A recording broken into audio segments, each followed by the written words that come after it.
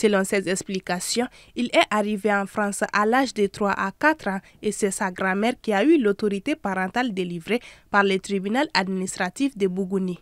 Jusqu'à aujourd'hui, affirme-t-il, il a toujours été en situation irrégulière jusqu'à l'adoption d'une nouvelle loi en France en janvier 2024. Il faut savoir que moi, j'étais en train de faire mes démarches afin d'être régularisé. Il y a une première OQTF qui a été prononcée en mon nom, que mon avocat, maître Galmo, a pu faire sauter, dans le sens où j'ai eu une APS. Une APS, c'est une autorisation provisoire de séjour qui devait m'être délivrée afin que je puisse continuer mes démarches, afin que je puisse me réinsérer dans la société, qui n'a jamais été respectée par la préfecture. Une décision qui a été délivrée par le tribunal administratif de Paris, jusqu'à ce que, aujourd'hui, la préfecture a attendu 1 an avant de pouvoir faire recours. Il faut savoir que le temps de recours pour la préfecture, c'est 1 an. Pendant ces 1 an-là, j'ai fait toutes les démarches nécessaires. Selon Moussa Sako, ces 2 derniers mois n'ont pas été faciles pour lui car il a été amené dans un centre de détention. Au quotidien, à vivre des persécutions et ainsi de suite. Il y a un premier vol qui a été programmé pour moi il y a quelques jours de ça, avant mon arrivée ici, que toutes les personnes du monde entier qui étaient dans cet avion, je les remercie du fond du cœur. Grâce à eux, j'ai pu être débarqué 5 jours après. Ensuite, on m'a remis de force dans un avion, on m'a attaché pour me renvoyer de force dans le pays où je viens, donc le Mali. Au jour d'aujourd'hui, moi, cette situation, je ne comprends pas.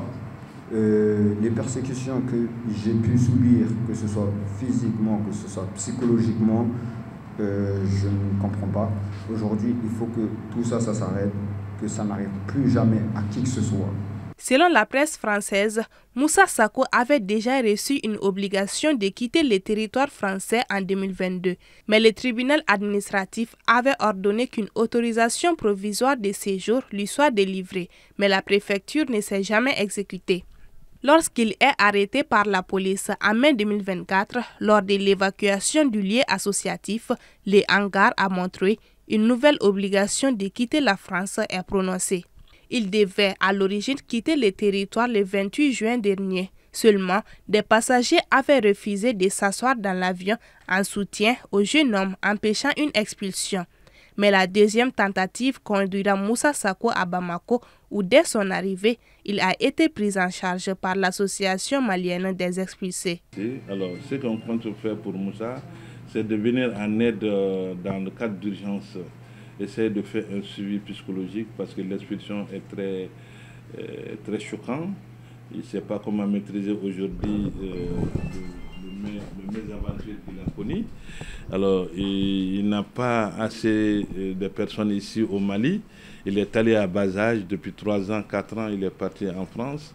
Donc, les conditions de retour très difficiles.